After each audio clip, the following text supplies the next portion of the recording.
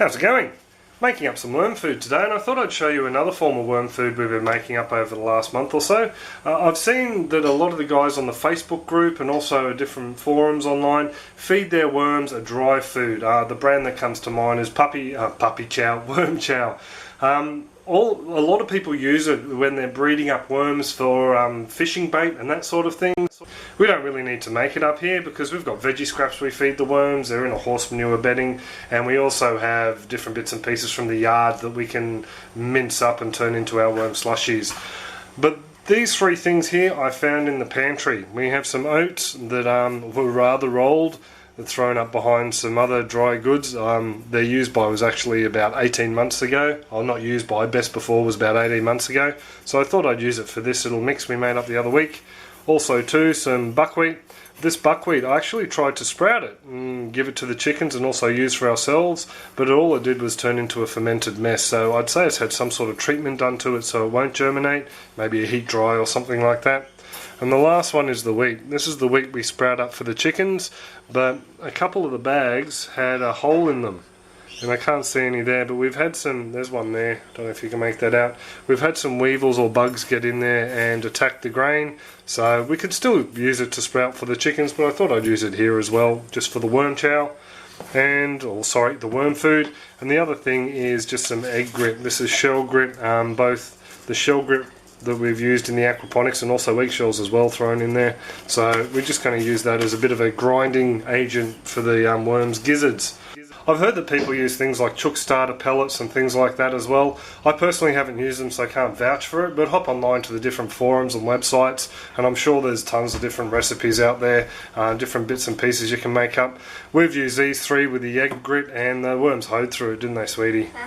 So anyway, it's really easy to do. It helps if you have a bit of a high-powered food processor. You can also make it up in these little bullet blenders. These work really well. We've just got the larger bowl capacity with this one, so we'll make it up in there. All I've got is 2 cups of wheat. I'll do that one first. We'll put this on 10 and away we go.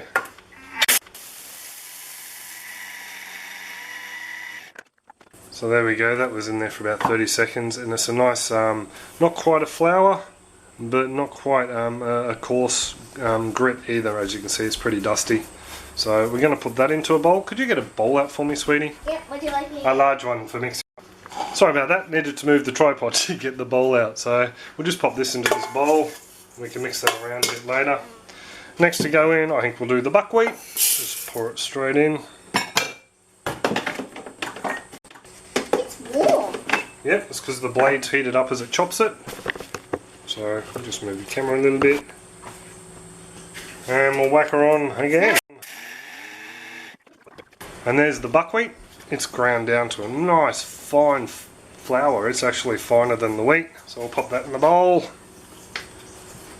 And it's also more lighter. It's also, yeah, it is a lighter grain. And last is the rolled oats. So they can go in. Which will look a bit like very dry porridge. Very dry porridge. It will.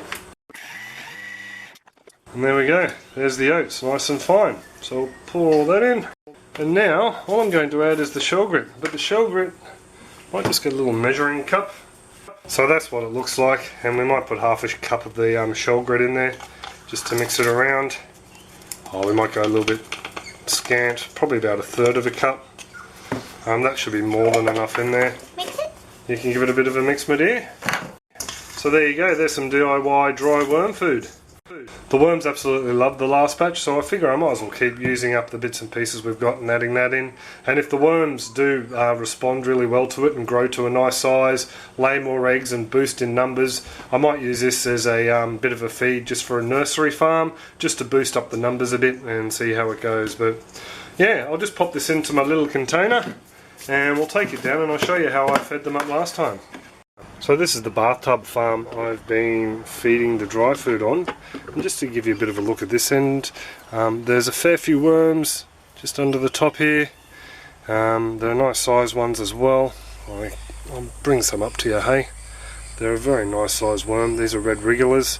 There's a couple, there we go, he says a couple, just found a handful of black soldier fly larvae in there as well, so I might pull them out and take them down to the chickens. The chickens always love a bit of black soldier fly larvae. Put Mr. Worm back. So these things really aren't a big issue unless you get a whole heap of them in one spot in your farm, and they tend to make it very warm, which the worms don't like. But yeah, loads of worm activity down in there, so I'm pretty happy with that.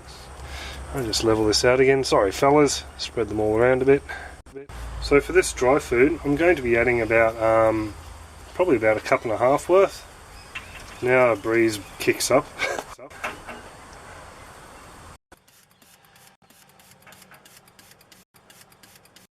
I like to just cover it up with some newspaper. Just helps to keep the mixture a little bit moist, and also gives the worms a bit more of a dark environment to do their thing. And so we'll come back tomorrow and have a bit of a look and see what's left. Whoops, making a bit of noise. Let's pull this back and have a look. As you can see, there's a ton of worms at the surface here, as well as springtails. A couple of worms there. We've pretty much well done a job on this. A bit of a dig underneath. So, oh, there's a whole mess of worms just down in there. So I'm really pleased with that. It's a great way to look after some dry goods that were just sitting in the back of the pantry. Normally you'd just throw that sort of thing out. Oh, except for the oats, you'd make them up and feed them to the chooks. But yeah, there you go. So there's a bit of a look at the DIY dry worm food. It's not something, like I said before, I'll be adding all the time. We have loads of scraps from the garden and also the house that we like to put through the worm farms. This is just a way to utilise those bits and pieces that have been sitting up the back of the pantry for a fair while. Just check with the chef first before you drag them out, or you might find yourself in trouble. Another thing I forgot to mention while I was showing you the worms before, my head's not too clear. I've started to spray the top with a molasses and water mix. It's 50 ml, about roughly 2 tablespoons into a litre of water, or roughly about a quart of water, and I just sprayed the dry food with that morning and night, and also the newspaper. What that does is the sweetness, the sugars feed the bacteria. The bacteria hook in there and process the feed a bit faster, so then the worms start feeding on the bacteria. So that's how that helps the little system there. Also too, the feed itself, it's made out of oats, buckwheat and wheat, as you saw. All those things are pretty high in nutrients, both minerals as well as the oats is fairly high in protein as well. So what that means is bigger worms mature faster, breed more often, hopefully. So that'll just increase the worm numbers in the farm overall. So that's one of my aims here. The other is to use up some bits and pieces. So I'm not going to continue feeding them unless it impresses me that much. It might be something I do in a feeder bin, but for now I'm just going to feed up this end of the bed. I'm actually taking the castings out of this end today and putting some mushroom compost in there, see how that goes. So yeah, unless it blows me off my feet, it's not something I'm going to be doing continually.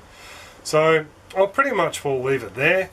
If you do have any comments, questions or suggestions about this or any of our other clips, pop in the comment section below of this clip or the other clips you've got the questions on, and I'll get back to you. Other than that, I hope you all have a fantastic one and take it easy. Catch up.